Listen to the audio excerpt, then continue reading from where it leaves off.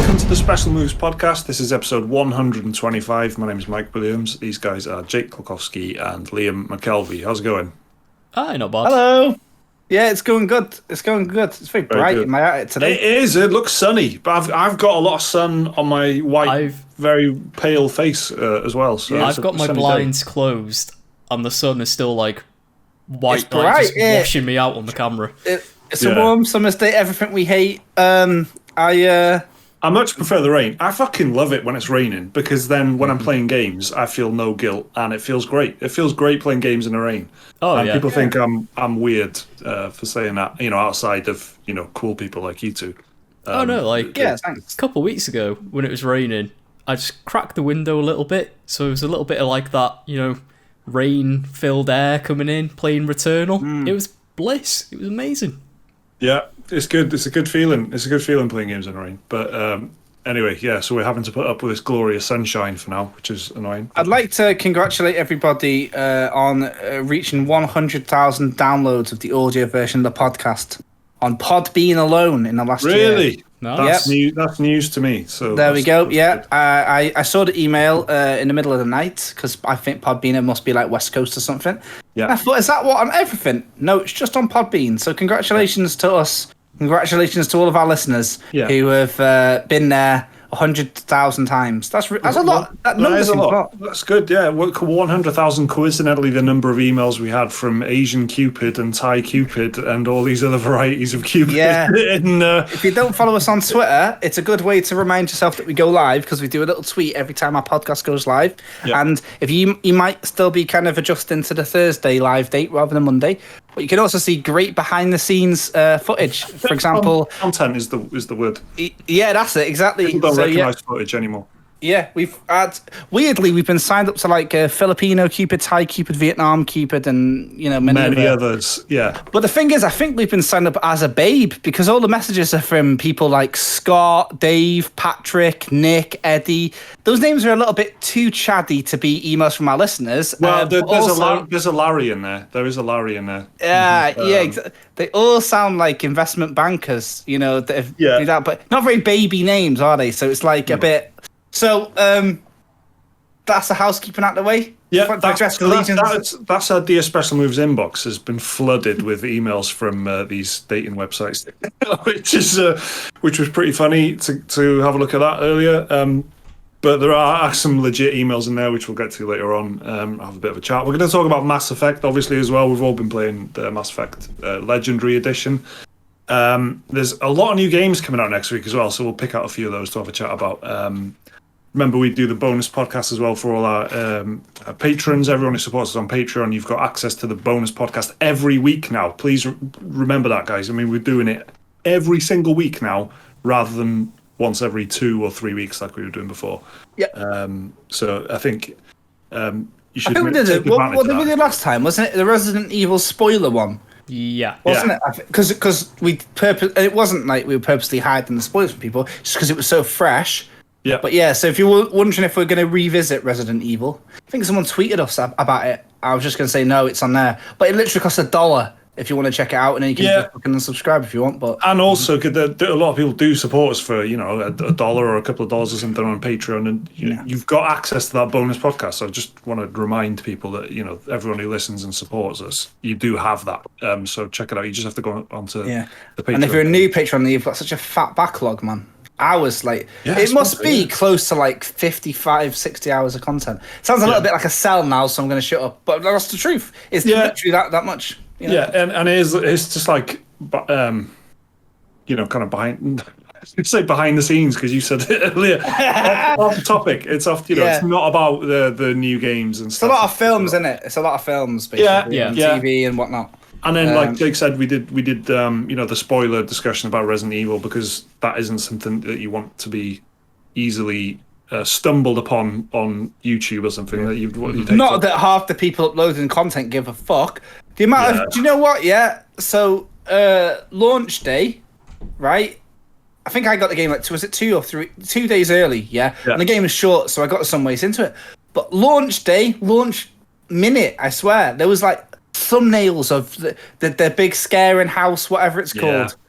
And you know, It's hard, isn't it? yeah. I think So it's I crazy. had you remember Star Wars Jedi Fallen Order? I think I had every big moment in that game spoiled for me by those thumbnails, and I wasn't even looking for Star Wars videos at the time.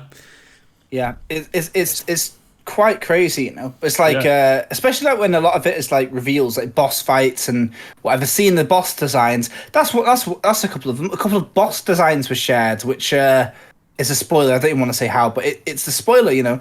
And so, yeah, fuck those people. Really, there's no two ways about it. I mean, the other thing about I'm, you know, when I started watching YouTube, like watching anything on YouTube, I was watching, you know, reviews of games and stuff, and so when I'd search for a game, I would watch whatever reviews came up. So you have like IGN and GameSpot and stuff, and then you'd have some other like kind of random ones popping up. But what you always get now, regardless of what the game is, just search the game. You'll get like, just give me 2 seconds for the people listening. I'm just going to grab a game box, which is the only game box in my room, but here we go.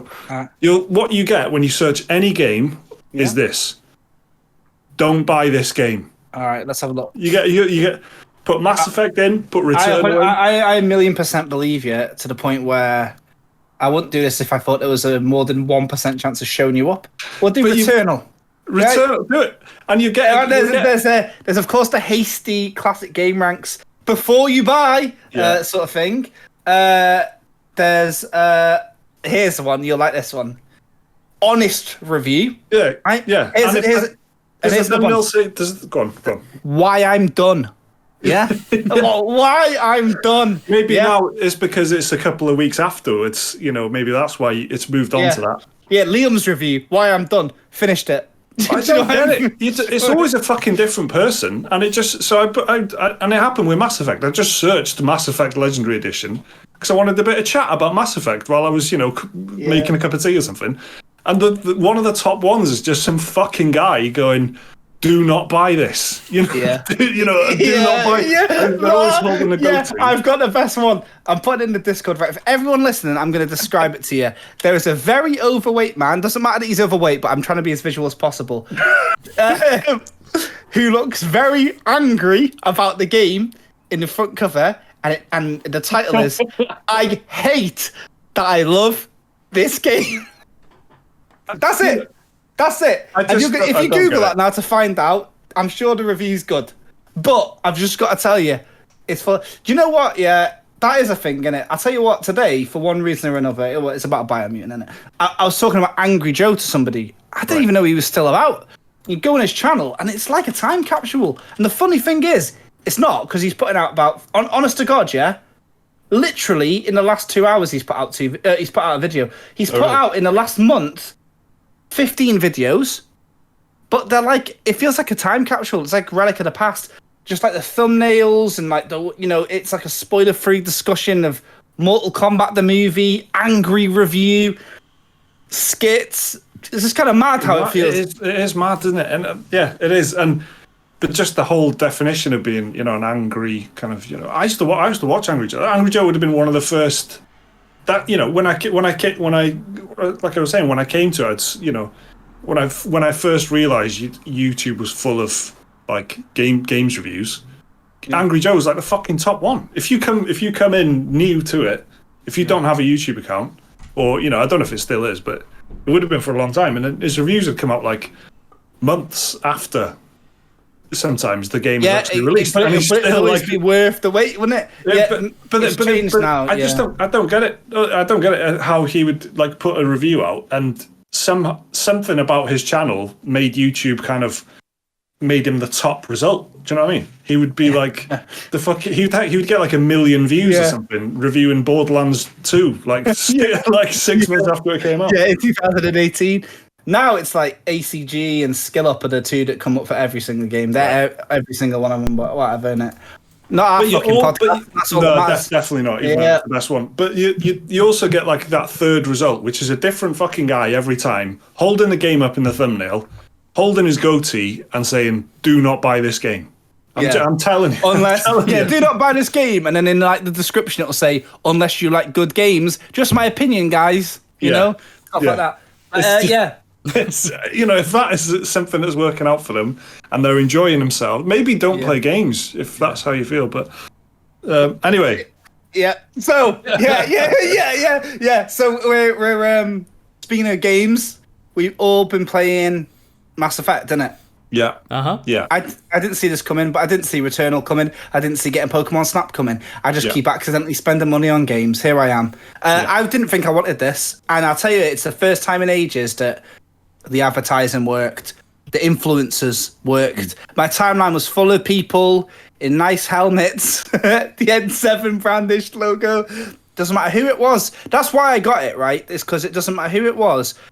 Everyone was like playing it and talking about it, and I felt like, oh, you know what? Oh, this and that. I was so excited for this. Of everything that's come out this year so far, this was the thing. I've been looking forward to this since it was fucking rumored. Even a mumbling about it last year, and the more I found out about it, the less excited I got. Weirdly, because it just wasn't. I have all the Mass Effect games, multiple copies of it, even for systems I don't own anymore. I've got it on Xbox, even though I haven't got an Xbox. It's like, just this series that I absolutely love. I really hold it up as one of the best ever, including the first game. And seeing all these opinions about Mass Effect 1 on Twitter again is a bit weird, because it just kind of... There's people split straight down the middle on whether or not Mass Effect 1 is as good as the other two and stuff in the trilogy. But having actually played it, I actually think it's a great remaster. I think it's really good. I think it looks amazing. I think it plays amazing. And to be totally honest, I think Mass Effect 1, having very, very recently played Mass Effect, the unlegendary edition version, the original Mass Effect on PC, I can see how much better the gameplay is. I can remember how shit it was. The original Mass Effect, gunplay specifically, how it felt to just shoot a weapon in that game. They've done a great job bringing it up to date, I think. Liam, you've actually finished the first Mass Effect, right? Yep, just the first one so far. Yeah, I totally agree with you. It is all the quality of life stuff they've done in the first one anyway, just makes it so much nicer to play. From the tighter controls, the better shooting, the Mako actually being drivable and not a weird thing you can launch into the stratosphere. Yeah. Even you can still do that if you want. You can revert it to the old controls. But yeah, I think it holds up for the most part, especially for a game from 2007. That's the thing, isn't it? And it really puts into perspective how you can't...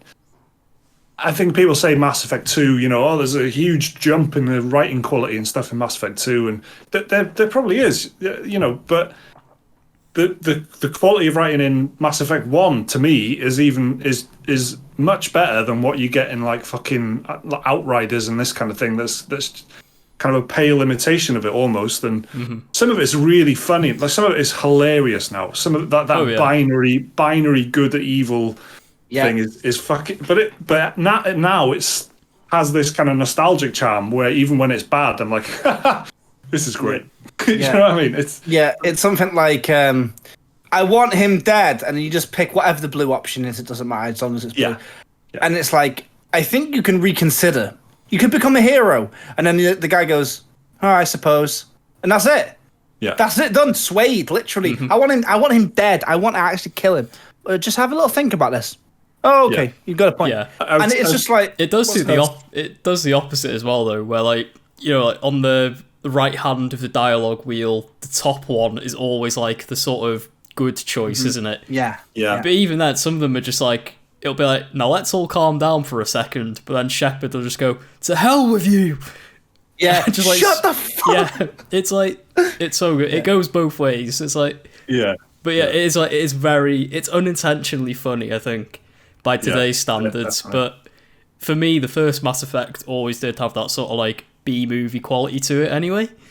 It's got I guess it's got like a Star Trek-y quality, I think, as well. Which is, it's the same ballpark as a B movie, I guess. I don't want to upset any Star Trek fans by saying that, but it's got that like campness to it, hasn't it? Which it just completely sheds in Mass Effect 2. It's just a different thing. And but playing Mass Effect 1, you kind of, it's a sci-fi open kind of RPG. But it's kind of open in an old-fashioned way, which I really miss. It's not one huge map. The map in it is awkward to get to. You have to pause and you got to point the joystick in an awkward. It's not like, and that's really important. It's such a tiny thing, but in an open world of today, Horizon Zero Dawn or Assassin's Creed or something, you're playing the map. The whole game is playing the map and going from one point to the other. Whereas in Mass Effect, you have a conversation. Someone says, "Oh, can you sort this out for me? It's really fucking. I don't know what to do about it." And he says, "Okay, what's the person's name? Okay, right, yeah, I'll chat to them." That's it. Then if you want to find out what that was, you got to go to the journal. The journal says, "Oh, they're in the whatever ward in the Citadel," and you have to all right, how do I get to that place? And it's not about one huge map where you just run to the icon and talk to the person. It's more of a orienteering. It's such a small thing. It's such a small thing, but it makes a huge difference, I think. And it just it's an old-fashioned RPG thing that you just there's much less of it. Closer to like Divinity.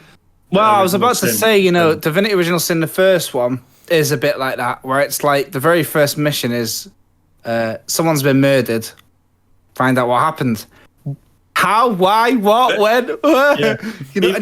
Even the second one is that it doesn't have that open world like go over there to do this thing right now. It doesn't have that escape is the goal.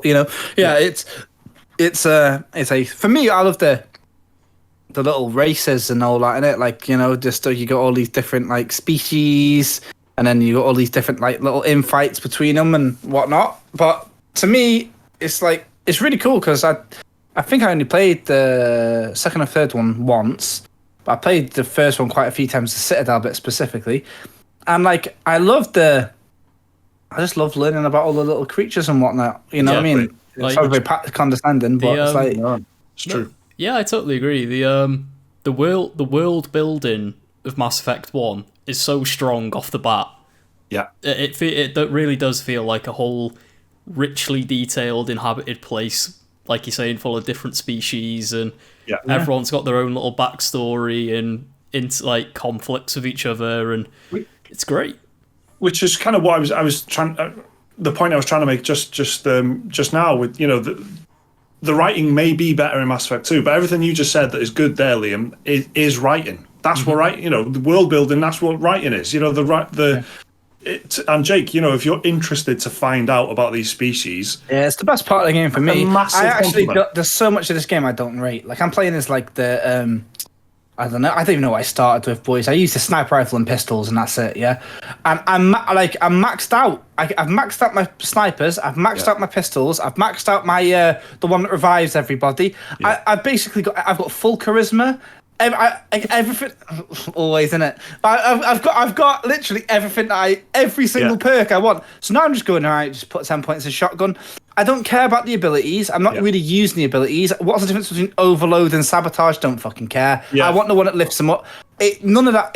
That is all trivial, and it's a game about spacey fucking combat for the majority of it, I think. But it's all about how can I go and speak to the Arachne Queen? How can I stop the genophage? I don't care about it, anything else. I think that's really spot on. That's probably what when people talk about how big of a leap it is to Mass Effect 2. I think that is really the root of there's a tonal shift, but then really what is definitely improved is that Mass Effect 2 and Mass Effect 3 is a better. It knows what it is. Like the balance of action and RPG is much better, and it's not like. You can tell in Mass Effect 1 they're trying to figure it out. Like they're trying to figure out how do we make a Dungeons and Dragons RPG type thing work, but with space guns and space superpowers, and make it. I don't want any pauses. I don't want it to pause like that. Sort of. It's got to feel like action. They're like figuring that out, aren't they? In Mass Effect 1. Yeah. And then in Mass Effect 2, they really fucking get get to it. And I think that in Mass Effect 3 it's actually better. Like the gameplay is a bit tighter in Mass Effect. I couldn't even tell you how different it is or what the changes are, because I say I only played them when they came out, like once I think, or maybe a year after they came out. But I find so much of it redundant. Like, you know, I loot a chest and it's like, you got like concussion round 4. Yeah, I'm like, too much loot. That's what is that? And like, I don't even know what Omnigel's for, boys. To be honest, it's like I pick something up and it's like concussive rounds, and I'm like, I don't know if I need them. Reduce to Omnigel, and then you know when you go to hack a door, it's like spend some Omnigel or do it yourself. You do it yourself. It's just a bit of Guitar Hero, isn't it? And then you're off. But then. What do I do with the gel? But what it does, but there are games. So I don't know. I didn't play it enough, but I'm sure Outriders does a much fucking better job of that than Mass Effect 1 does. Of, you know, all that shit. But what it doesn't do is make me give a shit. And Mass Effect is really good at making you give a shit, because even the very first, you know, like Liam said, the world building. That's the key phrase. Like the whole intro, I've got a whole new appreciation for it. Like the whole that first mission where you like land on a planet and the big fucking spaceship comes down, and the way that's revealed, and it's like a hand or something, and it's like there's no music. They're just 3 guys are just looking at the screen like, okay, this is weird. Maybe we should go and do. It's got a slight bit of horror element to it. There's the people are getting put up on spikes and turned into zombies and stuff. Fuck, it's good. All that stuff is so good that to me. I don't even think about the RPG-ness of it. No, exactly. I'm thinking about the world and exploring and like you said, Jake, finding out about stuff, and that is a huge compliment, I think, to pay to a game. Because you want to know something, guys? Yeah, I recently over Christmas, actually, it was during the Christmas and New Year break, I started Dragon Age, which is a much better RPG to play, but. The story that was the next one. But the story, fuck, when you're thrown in, you don't care. It's like the blah blah blah kingdoms getting fought by the blah blah blahs, but then there's these people called the Grey Wardens. That's easy to remember, guys, because grey's a colour. But then there's the demons. But remember that this one. I don't know what it is about Mass Effect, because I'm more like aligned towards high fantasy than like spacey stuff. Yeah. Well, I think it's just because of how they look. It's so different. Like, you know, you've got a Krogan, a Solarian. I think it's really well. It's not only is it well written, it's really well directed as well. And the stuff at the beginning there is exposition. It's a fucking video game. It's an RPG. There's loads of exposition, but it's like well directed story. The basic stuff, like, you know, when Saren betrays his colleague right at the beginning. That's like a really basic. It could be anything. That could be like a detective, police procedural thing. It could be, be fucking Line of Duty or some shit like that. One cop shooting another cop in the back of the head because he's with the bad guys. You can't get that so easily in Dragon Age. They don't do. It's too grand. They go straight for the grand stuff. Yeah, that's their Game of Thrones in it, aren't they? Whereas this is like, you feel like it's a dead complete story. And you know what I like about it is it makes, it makes everything really you-centric. Whereas like Dragon Age and a lot of these other games now, it's like, you're always the chosen one, but you're simply one piece of a giant puzzle. But this, it's proper like, you're the only human Spectre, and your crew, and you've got this rapport with all of your gang, like in the first hour or two of the game, and they're all loyal to you, so it doesn't matter about the other race stuff. So it makes it, what I'm saying is, it makes it seem like it doesn't matter about the grand scheme of things, but you want to know about you want to know about like Krogans, because your mate is a Krogan. Your crew member is, and so the way that it gets you to tell stuff, like grand things in a really personal way, is dead clever, because you care about Rex, you care about Liara and all that, so you want to learn and know their backstory, and the way that they drip that info, it's properly good. And then it's really clever in things when you become a Spectre. Well, you know that Keith David's character didn't make it as a Spectre. He tried to be a Spectre, and something bad happened to him when he was a Spectre. And they're just basic fucking story stuff that it just absolutely nails. And like in Dragon Age, like Morrigan and her mum are probably the best, or the most memorable thing in it, because it's just a personal dynamic. It's a personal story that tells you something about the world because there's magic and stuff involved. Yeah, and they're like tuned to the world, whereas everyone else is like dead high society and whatever, right? In it, but whereas this, it's like I don't know. It's cool, and what I love is like whereas a lot of other stories can get, this is not really spoiler territory, but if you don't know anything about Mass Effect, there's a lot of these stories kind of establish something and then they go a bit complicated and wide at the end and they have all these twists and turns. Whereas the story gets so simple towards the end. Yeah. Like what the end goal is of the Mass Effect trilogy. It's ace because it's like it could have been dead complicated. Well, the Solarians, they've sided again with the Turians. Oh my god, Genophage 2.0. But no, it's none of that rubbish. It's like the most simple thing and it's cool. Like, do you know what else is funny as well? Yeah, my 9-year-old daughter's like a litmus test for like if something's interesting to somebody who doesn't give a shit or has an attention span about 15 minutes long. She grew up watching Netflix. Do you know what I mean? Like she doesn't have to wait a week to watch an episode of TV, right? Yeah. So she's always coming in to the room and I'm always playing something new and all this. And the only game she's ever said, this looks cool, is Mass Effect in the fucking Mako. I was playing, I can't say anything else about it, but I've been playing Biomutant here, which is obviously a bit rodent-y, high, colourful. I thought she might like that, a bit of martial arts. And no, Mako, I was on, and I'll tell you where I was. I was on the one with the, what is it called? The like giant worm thing. Thrasher Moor. Yeah, that's it. The Thrasher Moor. And she loved the idea that I was in a car, and I was like, watch this. I got out, she was well into it, and she was like... Fast and Furious. Yeah. So I was trying to tell her, basically about the genophage, but in a dead simple way. I was like, so basically, you see that frog? It's all going bad for him. She's been watching it with me. She's been watching Mass Effect, and it's mad because I feel like she knows like the good and bad people in it because of she knows that you're on a hunt for the bad people and whatnot. So yeah, I think this is all like really like a great sign that how BioWare were the best. It doesn't feel snobby at any point, but it's telling the story. It's not even a goofy story. The actual story itself is pretty cool. The way that it's delivered is goofy, but it's a lot of we talked a lot about No Man's Sky, and there's a lot when space games, mainly what they to give you a sense of purpose and to give you the sense that you can explore the galaxy.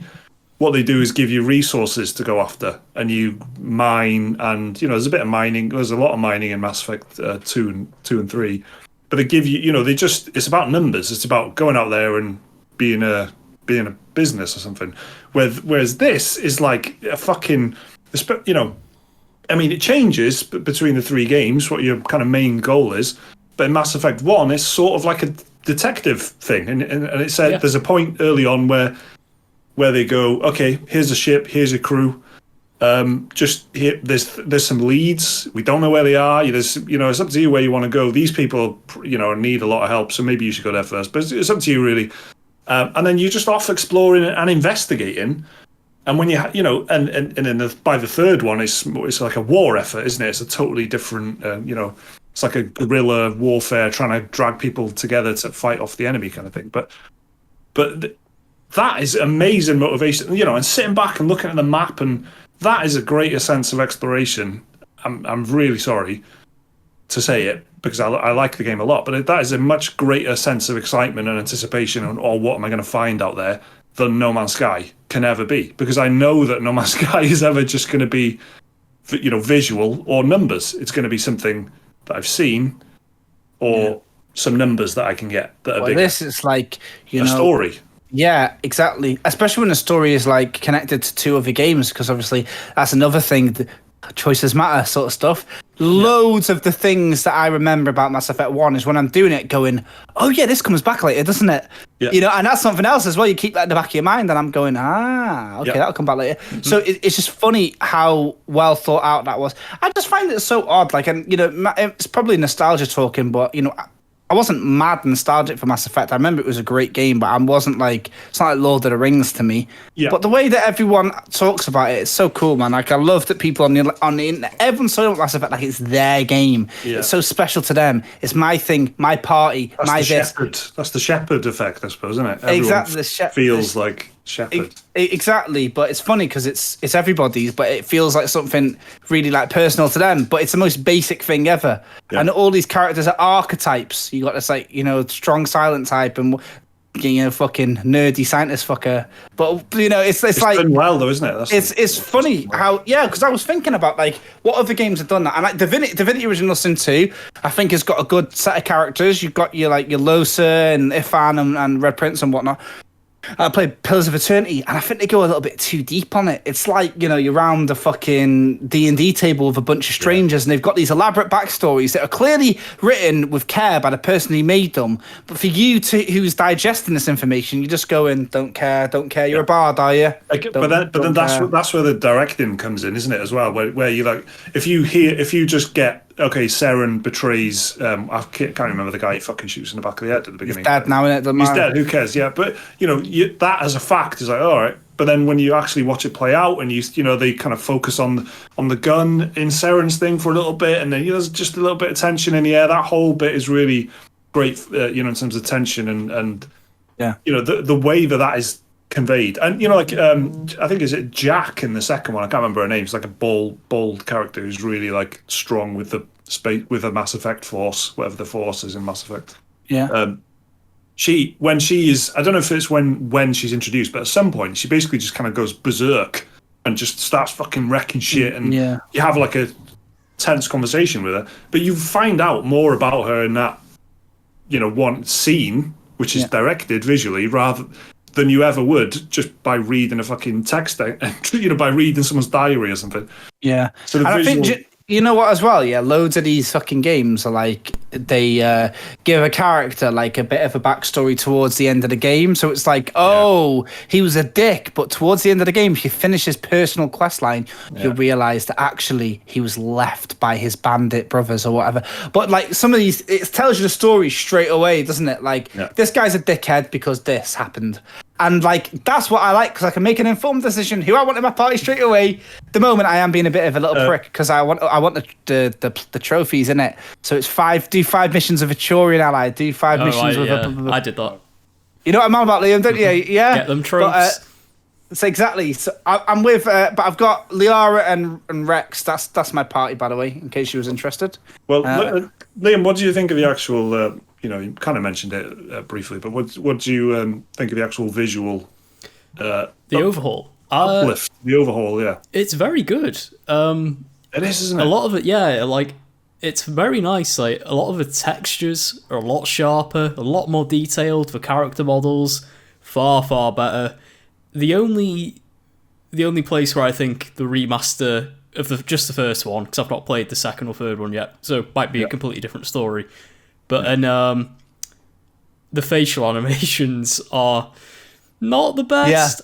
And there's a lot of doesn't hold up. There's a lot of crazy eyes going on in Mass Effect 1. There really is, isn't there? It's the eyes. When Keith David's character first appears, where are his eyebrows? Where are Keith David's eyebrows? His eyebrows, and he looks like he's staring into your soul. Yeah. There's a lot of that going on. But because of the character creator as well, you can create some monstrosities. They look normal. They look normal, but then they'll be in a cutscene and like they'll have a cheek that is like a razor sharp cheek. Yep. Like Brazil. Only when they're but only when they're kind of half scowling or something. Sometimes their face will get weird, and it just doesn't quite hold up. You remember the abuse they got for Andromeda?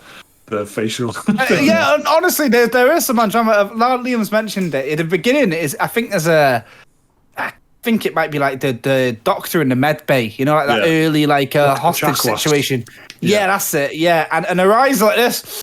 It was like I couldn't, like if it was LA Noire she'd be lying sort of thing. Do you know what I love? Is when you finish a conversation and the MP. I mean, you're not going to get this if you're just listening and not watching, but sometimes you finish conversation and the NPC will go, "Thanks, Shepard." Yeah. Just go. Skateboards away. Yeah. It's so weird. How the PS5 it records a little video whenever you unlock a trophy. When I got the trophy for finishing the game, it records like just a little bit of that like final cutscene. where your Right. shepherd is like walking away all happy and victorious. The face my shepherd was making, it has me in tears whenever I watch it. Yeah. Our shepherds are good. We shared in the WhatsApp group our shepherds, and they all look like they'd be mates. Like, to be fair, I've got to tell you, Yeah. they all look like they're apprentice labourers who are very happy it's furlough. Do you know what I mean? Like they were a good bunch. But yeah, so Liam, you made short work of it. Just out of interest, though, can you remember the last time you played it? Because Mike, I've played them all a few years ago. Yeah, the last time I played Mass Effect 1 was like not long after it came out on PC. Wow. Back in the days when you had to go to a shop and buy a computer game on a box, in a disc. There was no Steam, no games for Windows or anything. You put a disc in a disc drive with a CD key. That was the last time I played Mass Effect 1. Although shouts out Simply Phil. It might have had games for Windows Live, I can't quite remember. But that was the last time. So yeah, like, that was the last time I played it. Mass Effect 2, I played it in like 2010-ish or something. And then Mass Effect 3. Wow. I do actually own Mass Effect 3. Never played that one. So that one will be brand new when I get around to it. That's good. So I've done 1 and 2, but never 3. Well, and you're playing it. Oh. I was just going to say, they've done some things in... Well, I noticed like the character model of Ashley, they've kind of changed basically her face a bit. She's such a dick. To be the same as the model in Mass Effect 3. So they've done some... which is what I thought they were going to do, like, more aggressively. I thought they would kind of redo the trilogy, to be like Mass Effect 3 almost. But they haven't, they didn't go that far with the remaster. Like how they did... That's how they did Uncharted, where they got like all the character models from like Uncharted 3 and sort of like backported them to 1. I thought that they would do more of that kind of shit, but they obviously they haven't. But. No, they changed Tali's face. Oh yeah. Did you see that? She's no longer a stock photo babe. Did you see? She's like they're different. They changed one of the side quests as well. The one where you investigate a probe. It turns out it's a nuke, and it's like some mercenary trying to kill you or something. In the original Mass Effect, it was accidentally they put a human character model where it was meant to be a Turian. So they finally changed that. Yeah, no, I saw that, And I'm just searching for Tali's face, and in fact what I've got is a bunch of CD mods that you can unlock. I forgot about that. Mods are fucking bad, aren't they? Some of you go on Skyrim, like the amount of mods that just. I played Skyrim on the new Xbox, and it's got the mods now. Yeah, and even there, you can get them. Mm-hmm. It's like nipple mod.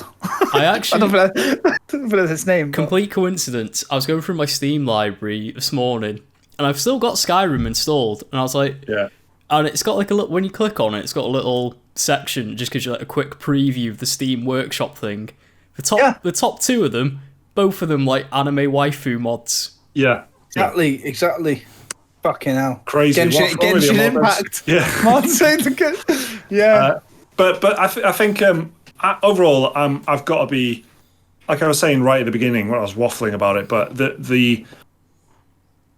I was really excited for it. My excitement was kind of decreasing the more I was hearing them say things like we're using mods as a baseline for quality and we're not doing too much. We're only tinkering with it. It's going to be in 4K. I was like a bit, it's not really. Is it going to be worth 60 quid? But I think it's phenomenal. Like I'm talking about the console version, so it's a different story on PC. But I think it's absolutely phenomenal. I think it looks amazing. I think it looks the HDR. I don't know how effective it is as HDR, but actually, kind of to me, it makes it really extra clear and dynamic, and it looks great. What they've done to the skyboxes, I can't even remember if it. And I played it pretty recently. But again, just talking about the beginning section, I guess, to avoid spoilers. But it is a great example when you land on the planet, and you can actually see in the distance huge kind of towers, and there's loads of detail in the sky, and there's good skyboxes. That I much prefer that, the illusion of being open, than an actual huge open world. I just want to fit, like in Destiny, it makes you feel like the Cosmodrome goes on forever and there's huge rockets going off into the distance. I love that. Destiny is like really top tier Skybox. The Skybox King, yeah, it truly is. I don't know if. Go on. Oh, I was just say better than the Final Fantasy VII remake skyboxes, which were literally just JPEGs. Yeah, you look at it from the wrong angle and you're like. They fixed to light it up like a fucking Resident Evil 8 puzzle. Man. Yeah, they fixed it for the PS5 version. Oh, yeah, feature complete. Feature complete 60 quid version. Yep. But having that skybox is kind of, I don't know if it was there and it was just at a much lower resolution and darkly lit or something. But now it looks amazing, and I was a bit worried to be looking at the preview stuff that they would lose the atmosphere of levels and stuff, and because that is so key to what Mass Effect is for me. That they would lose the mood, and it wouldn't have quite the same kind of horror-y, kind of tint to it, I suppose, in some sections. But I don't think so. I think it's fucking much better, and I've seen some reviews saying, "Oh, it loses some of the character." I don't think it does. I think it's much stronger. I think it looks like a much better game, and it actually adds to whatever they were trying to do in the original, but just makes it better and more effective. I would easily recommend the Legendary Edition over like the vanilla version now, like night and day. Like 100%. It's what's interesting is that I found it looks it's not interesting, but like Resident Evil 8 was the last game I played on PS5. Yeah. It looks great. I've got to tell you, the game looks great. I think it looks very, very good. And Mass Effect, it didn't feel like a huge step back when like in terms of clarity and sharpness and all the textures were there. And there's some bits where the Mako, it looks stunning. You're on the moon and you can see Earth in the skybox and that. It looks good, So. Yeah, I'm a bit disappointed that I'm so excited about a remaster that costs £60 Like I really was kind of like, oh, but it's the real deal. I gotta say, and it's because the content is king. Like it is, the inside of that is great, and it does happen to come in a shiny package that isn't half bad. Like so. If you haven't played Mass Effect, it's definitely worth looking at, isn't it? Absolutely. I couldn't recommend it highly enough. It's reminding me why I love it so much, and reminding me why it absolutely fucking deserves to be considered as one of the best games ever. Or, considering the trilogy as a whole. The way you don't consider any one Lord of the Rings film, do you? You just think of it as an event. So...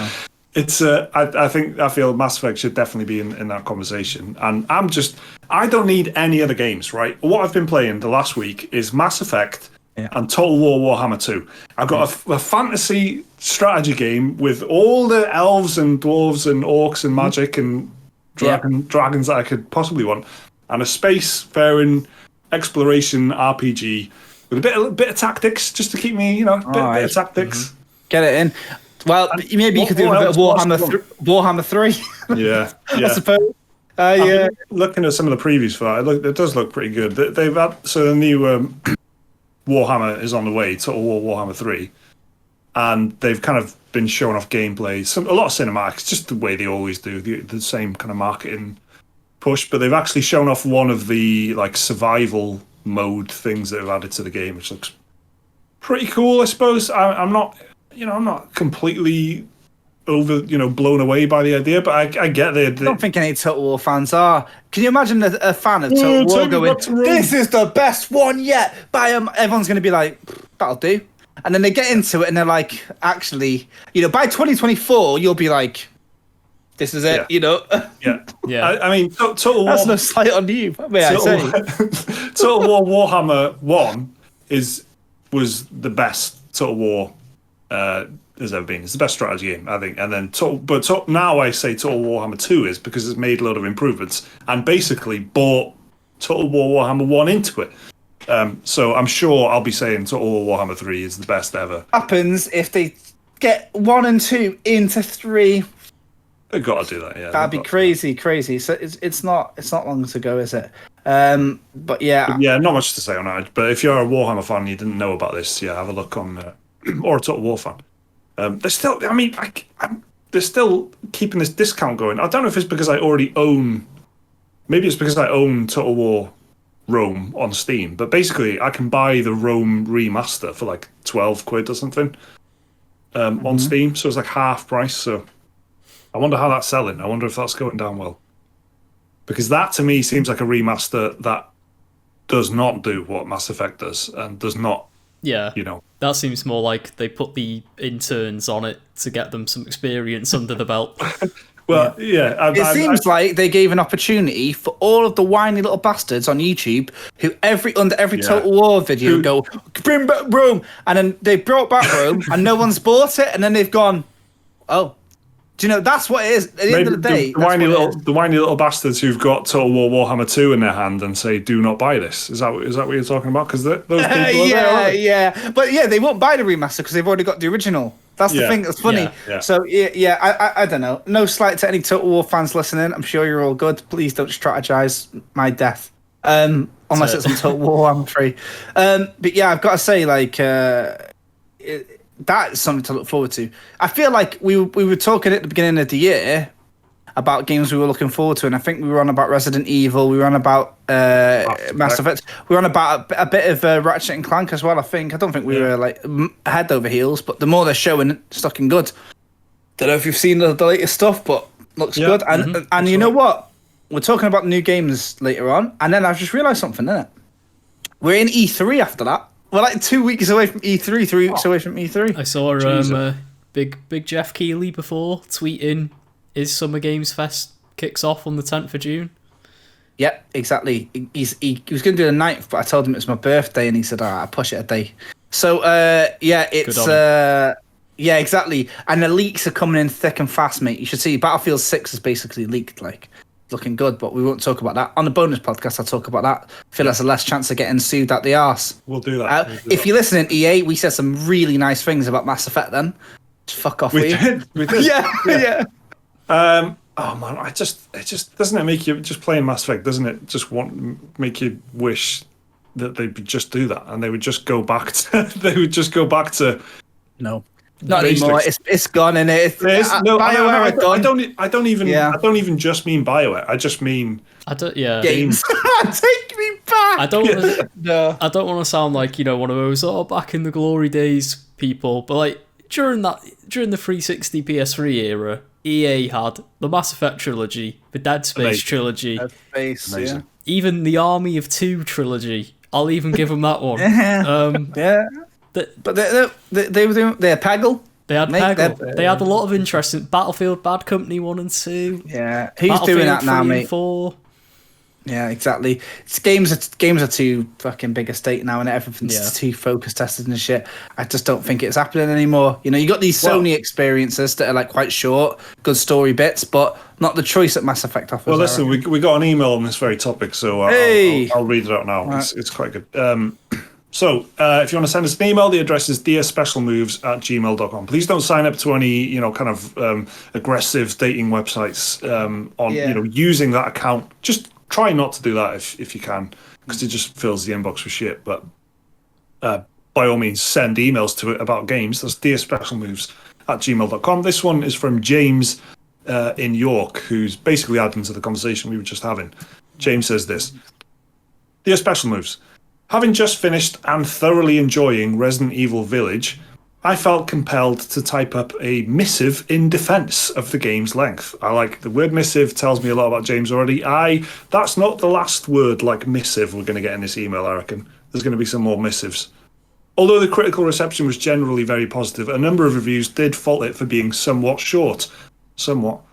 Putting aside the fact that Village's 8 to 12 hours is entirely in keeping with previous entries in the series, I would be inclined to say that its length is, if anything, one of the game's strongest points. So I want to say I agree with James already. Over the last 10 years or so, the trend in single-player games has been towards larger, more open-world experiences whose playtimes are often padded out with copy-pasted side content and needless traversal. As a result, I frequently found myself losing interest in otherwise decent games after about 15 to 20 hours. This is not a universal rule by any means, because the 60 hours I put into Dark Souls 3 and the never not baffling 125 hours I lost to Persona 5 Royal attest. But I would be lying if I said I didn't long for the days where 8 to 10 hour AAA story-driven games like Metal Gear Solid 2, Halo, Bioshock, and the like were more common. As the former Sony bigwig Sean Layden once opined, I would welcome the return of the 12 to 15 hour game. I would finish more games first of all. Just like a well-edited piece of literature or a movie, it could get us tighter, more compelling content. I hate that word. It would be something I'd like to see a return to. Cheers to that, and cheers to Resident Evil Village. It's tense, beautiful, bonkers, and just the right length. All the best, James. That's a great email, James. Mm-hmm. Thanks, James. You beat Nick. That was a very eloquently put. That's one of the most well-written emails we've received. Don't give him fucking. That's exactly what he wants. He said, "What did he say? Fucking opine." Opined and missive. It's an nice one, James. English literature major right there. Exactly right. I like that. I like that, and I agree with it. Apart from Sean Layden then using the word content while saying he wants shorter games, because it's exactly the fucking problem, isn't it? Looking for content is the problem in the first place. Is it weird that I kind of miss Sean Layden at the same time? When he was in charge of PlayStation, that was a damn good time. Not so sure about this new Jim fella. Yeah, Jim, what have you done for us, mate? Yeah. Well, Phil Spencer is the man now, isn't it? Yeah, that's where it's at. Phil's the king. Yeah. Well, single player games are the one in it, and it's like trying to not lose interest in a story that's trying to, compel you is easy if the story is the size of a nice tight mini-series, like a little 10-hour special, innit? The thing is, though, it's like people are like going for value, and there's still that like perception that like value is associated with the amount of content in the game. Yeah. Whether it's good or not is one thing, but I think like my favorite single player game in ages is Sekiro, and I didn't take long to do that. It took me 27 hours to do the platinum, and the platinum is like I think 4 playthroughs or something. I think the first playthrough took me about 17 hours, and that is like everything I want in a game, right? And I feel like there's a lot of replay value in it, sort of thing. But I don't know what it is, man. I just think like people are taking too long to tell a story these days, and I wonder if it's because the amount of people who are trying to get a voice, or is it because the cast of characters seem bigger? I don't think it's really necessarily that either. It's driven completely by what you were saying to begin with. I think, Jake. The people. If I say by people, I mean companies, and as much as anyone else associate the length of the game with how much you spend on it. But we were talking about Resident Evil last week, and I'm not amazingly hot on it. I didn't love it, but I probably would. My time with it is no less.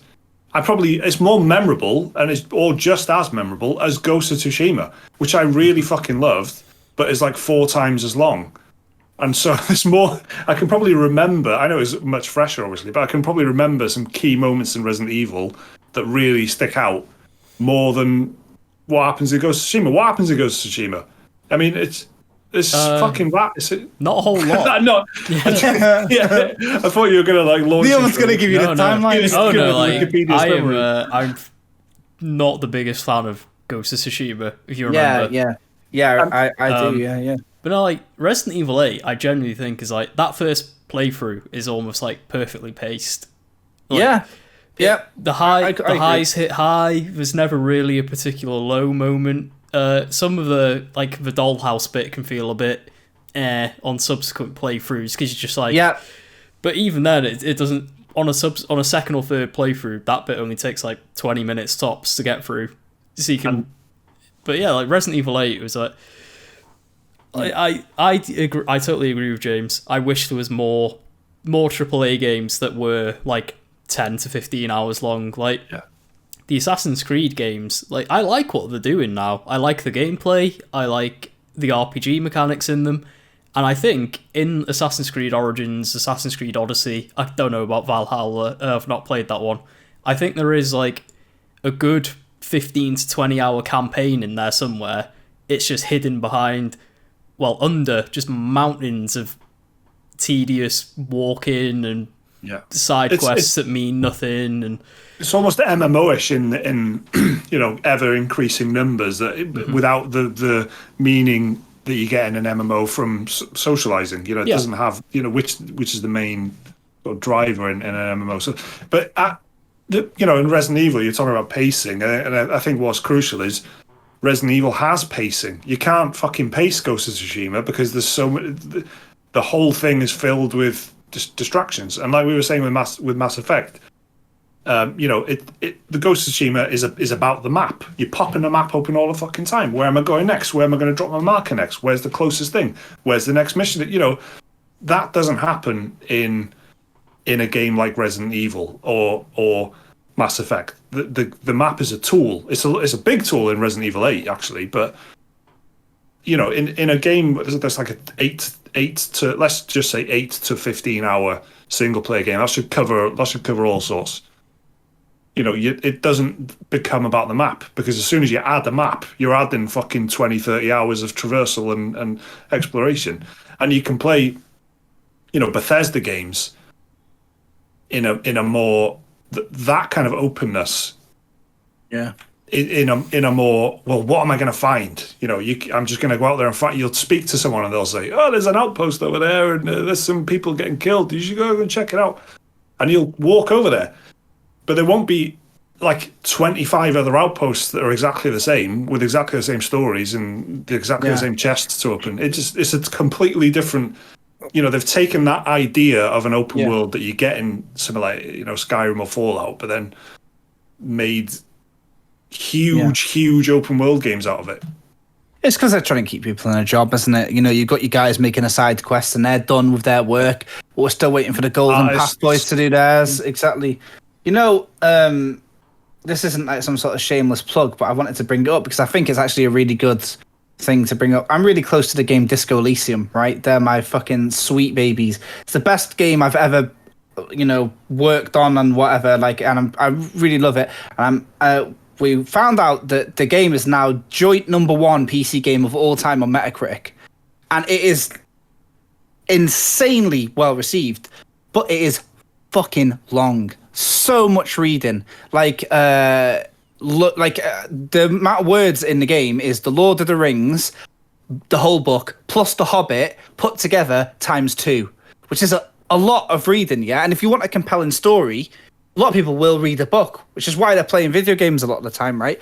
And that is kind of an example of games up now. If you want games now, you need to be packed with content, millions of words. The other joint first #1 game of all time on PC, which is Half-Life 2, is like a perfect example of this type of thing that James done about in it. Half-Life 2 is like all killer. There's no outposts, is there?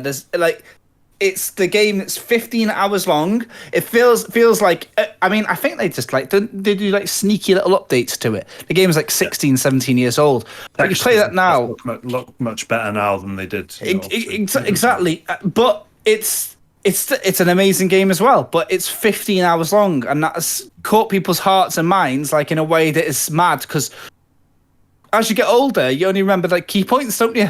So when what I'm trying to say is, in 10 years time, when you look at these two games, Half-Life 2 and Disco Elysium, you would have spent 100 hours on one game and 15 hours on another one if you were going slow in Half-Life 2. Yeah. But you'd spend the same amount of time explaining the story, and it's like what you said of Resident Evil and stuff. So it's just, I don't know. There's a financial reason for them to keep you in the game, isn't there? Do you remember when we were doing a lot of news and stuff for Pretty Good Gaming? There was things about they're trying to. They basically just want you to buy that one game all year and spend all your money in that one game, and then and then that word content that fucking Sean Layden used, even though he was arguing against it.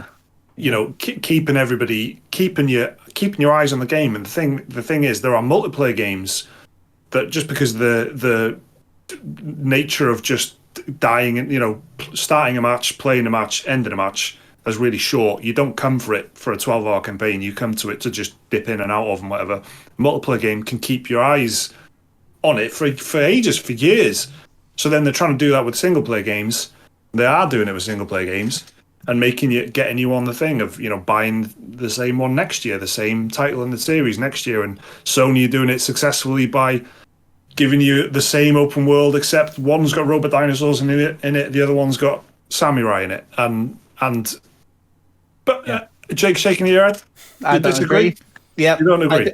I don't agree, but whatever. Yeah, go on. Well, no, I just don't agree. I don't think it's the same open world. I think they're different games, but whatever. But no, they have the same. They have the same like idea. It's a map. You pop it open. There's a story. You arrive in the story. I know exactly. It's very safe. Mechanically the same thing, except Horizon Zero Dawn has, you know, bow and arrow combat, which I really liked. Yeah. And what game did I say? Ghost of Tsushima. Ghost of Tsushima. Well, yeah. Has a sword. So, you know, sword combat, which is great, but it's still basically, you know, exploration, towers, going to a landmark, following a thing, and saying, you know, investigating with your Witcher senses and all that type of shit. It has these like mechanics that are just keep you on a map, keep you on an open world map for 35 hours, and then that's it. You know, that's PlayStation are getting it, aren't they, for that? And like Spider-Man's the same, and you got an open. And you got the Uncharted's and the God of Wars, whatever they are, which are. Is that what Ratchet and Clank's going to be likened to? You know what I mean? I think I don't think so, but that's what people are saying. Oh, another third-person action adventure game. Yeah. But there's an expectation. It feels safe buying a Sony title, but do you know what? That sounds like it more sterile than it needs to, because it's like they are pretty good games. Like that's the thing about great. Them. They're great games. I fucking love Horizon Zero Dawn and Ghost of Tsushima. So you know, you did start this point by saying they're doing it to great success, which they are, right? Because and I think what helps keep that fresh is because Sony are doing it on like not like a publisher level. Well, they are, but it's more like a platform holder level. Feels like there's more variety still somehow, because it's like different teams rather than like Ubisoft are still Ubisoft. So what I mean is the guy who did the guns for Far Cry 4 is the guy who does the guns for Far Cry 5, and you know, blah blah blah blah. But for this, it's like different, you know, different content. They got the same ethos or whatever, but it's you know, different studios. And I can't help but wonder how many of them are trying to secretly outdo each other. We want to do a better version of this, you know. But at what point does it need to be an open world? Like, when does that conversation come in? Like, when you say we want to make a game about robot dinosaurs, okay, great, have you guys thought about making it an open world? Exactly. You know, and then we want to make why don't they ever say, like, I guess it must appear rude, but do they not ever say, like, we've got a Death Stranding, we've got a Horizon, so we don't need another one? Like, do you know, at what point in the pitch do you say, you know, it's like if you're trying to make the best like record label in the world, you wouldn't want to sign 5 hardcore bands unless you're trying to make the best hardcore record label in the world. But if you're trying to make the best like alternative like record label in the world, you'd want to have like someone from this genre, someone from this genre. Yeah. So I just don't understand why there's not more of that. Like, it's mad when even something like Jedi Fallen Order, which is just it's good, but I don't think it's an all timer. But that has like a freshness to it because it's not an open world game, because it's not like it's more like, you know, a Souls game in the level layout and stuff, and you know. So when I was just gonna say it's funny though, because after all this talk and all this chat, it's like the most disappointing game I've played this year. Well, maybe not the most disappointing, but the one I felt the most disappointed by is Returnal, which is the most different. And I'm really happy with this Mass Effect remake, which is me spending 60 quid on a game I've already played. So but then Mass Effect is I suppose exactly what you know, James is kind of after here, because it's from that era of, and Liam's finished it in, what was it, Liam? 12 hours? Yeah, about 12 and a half, I think it was, according to my save file. I don't know if what that counts, but so that's Mass Effect, which is a game which has a map of the fucking Milky Way in it and says where do you want to go. And you can finish that in 12 hours, but you can't. Fair, you can only land on like 10 of those planets. No, obviously, but it's just the illusion is what's important. It's the same as the skyboxes. The skybox gives you the illusion that it's open, and but you don't. I suppose it was like, remember with Skyrim and that, and they were like, you see that mountain over there, you can climb to the top of that mountain. Well, I don't want that anymore. I've had that. And it was you know, it was great for a little while, But give me more good illusions. That are 12 hours long. I reckon. Yeah. I'll remember. I wonder what would you recommend to James? James, just for you, Mass mate. Effect Legendary Edition. Our comment section is all about you today, James. For people in the comment section, help a James out. Help him. Give the best game, but cap it at 15 hours. I would recommend Mass Effect Legendary Edition. Yeah. All right. Yeah. And the Mass Effect. It's got to be on it. It's the Mass Effect special today, but it's true. Undertale, it's pretty good, I guess. If you've not played that, that's worth a go. But that's the issue in it. All these good games that are short and sweet, they're all indie these days. Yeah, they're indie games or they're old games. Yeah. So thanks, James. Yeah, I mean, you mentioned Returnal, but that's part of what was exciting about that. But like you said, Jake, you didn't even enjoy it that much. But it was exciting that it wasn't. And to me, it was like, yes. Yeah, it was exciting until it wasn't. You know, I hate that I love this game. I haven't touched it. I haven't touched it in a couple of weeks. It's not even on the PS5 anymore. Liam's got rid of it. I did finish it though, but even then, it's like, yeah, it's a good game, but I don't know. There's something missing from it for me that makes it a true great. It's got save and exit mode. On paper, all the ingredients are there, but they just don't quite come together like they should. I know. You know what? Yeah, Mr. Roguelike over here. I don't get Risk of Rain, and I don't get Returnal, and I don't know if it's that extra dimension. Would I love Returnal a lot more if it was in 2D? I think the answer is yes, and I've got no idea. I've got no explanation for that sentence. So let's move on. Okay, thanks, James. That was a really good email. If you want to send us in any emails, the address is dsspecialmoves@gmail.com. Maybe you totally disagree with everything we've just said. Maybe you're a huge fan of Assassin's Creed. Well, send us an email. Well, I'm waiting for that day. I am waiting for that day. That day is going to come one day. Like, long-time listener, long-time endurer. I've listened to you chat shit about Assassin's Creed for 3 years, all right? Yeah. And I finally snapped. My dad is one of them. He fucking loves Assassin's Creed. So, please reach out. I like them. I just wish they were shorter. Yeah. Your dad hasn't played Mass Effect, though, has he? Not yet. No, maybe things are all about to change. Right, let's do the new games. Okay, there's a lot of new games to get through this week. So I'll just be a bit more selective, I suppose, in the ones that I've actually heard of and don't say visual novel next to them. So this is the new releases for... Okay, so I was explaining this to the guys just before we started recording, I think. It's a bit... Seeing as now we're releasing on Thursday, I'm now doing the games Thursday to the following Tuesday, which is the day before we record, or Wednesday, I guess, which is the day we record. So this is from the 20th of May, which is a Thursday, to the 25th of May, which is next Tuesday. So we'll start off with... what should we do first? What is this? What is this? Oh, right, okay. There's a game coming out on the 20th of May, which is Thursday, called Uncharted Waters 4 with Power Upkit HD version, which is out on PC and Nintendo Switch. I thought it was an Uncharted game. Yeah, but it's not. That's snuck under the radar pretty quietly. Yeah. I thought Liam was going to be like, "Oh, it's a PSP version." Came out on the Vita. There is an Uncharted game on the Vita. Yeah, what was it called? I think I played that. Golden Abyss, it's called. It never made it off the Vita, I don't think. I love that started as a little Vita joke, and Liam actually went, "Well, fucking now you didn't mention it." I knew there was. It's made by the Days Gone people. Is it? They used to make all of Sony's big portable games before Sony stopped caring about handhelds. Oh yeah, Bend Studio, 10 years old this year. On the 21st, which is the Friday, you've got Rust, which is coming to PS4 and Xbox One. Is that the game with the dicks? The game with the dicks. Jake, I was going to ask you if you've played this, but I'm thinking... What, is it a dick thing? All right, No, it's a survival, because you've been playing Valheim. I've been playing Valheim. Yeah. Valheim's good, I'll tell you. When they do an update for that, it'll be mad. I haven't played this one.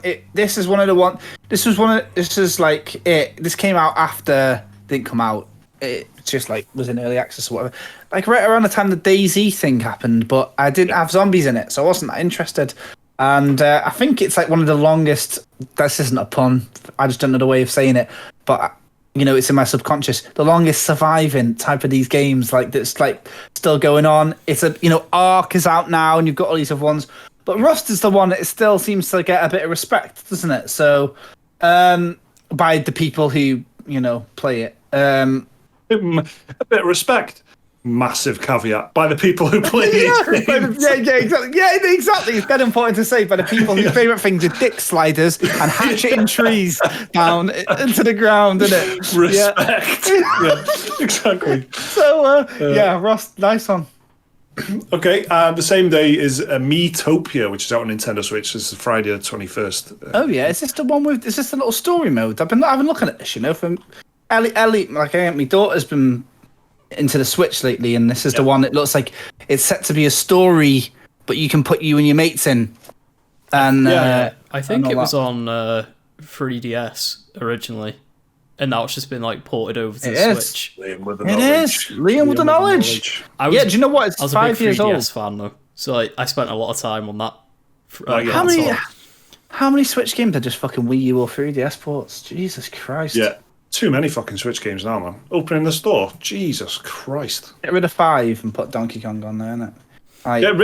Get rid of 500. Let's face it. Yeah, you can You can get started on the calculator and xylophone fucking shit.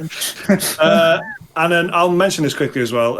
Knockout City is out on PC, Nintendo Switch, PS4, PS5, Xbox One, and Series X. Is this a sports game. EA? It's EA. Yeah. Valen Studios, it says. It's got a bit of a jet set looking thing, but do you know what it looks like? If somebody took a screenshot of this and said, "This is another mode of Destruction All Stars," I'd go, "Oh right." If someone said the new patch just dropped for Destruction All Stars, you can get out your car and play a bit of football, I'd go, "Oh right, this looks good." That which is basically FIFA. Then they've regressed from Rocket League all the way to just regular football. It's just FIFA Street, innit? Fucking Zoomers. Yeah. Okay, so that's what we've got there, and then next week. So this is on Tuesday the 25th, before the next podcast. You got Biomutant. Feels like it's been a long time coming. That's coming out on PC, PS4, and Xbox One. THQ Nordic. What's the name of the dev, Jig? It's at 101. No, 101. Experiment 101. Yeah. Action. Sorry if anyone's listening. Isn't that Lilo and Stitch?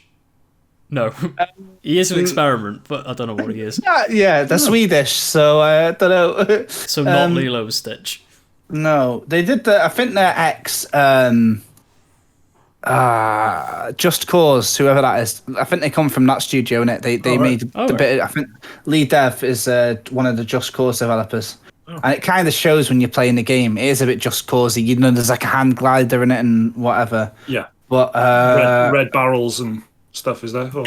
Yeah, and all sorts of stuff. It's I'll talk about it a bit, but I've this I feel like I need to, because obviously it's one of the games that I'm working on. I've been playing since February, which is ages away. So I guess I'll talk about it. Something I can finally talk about.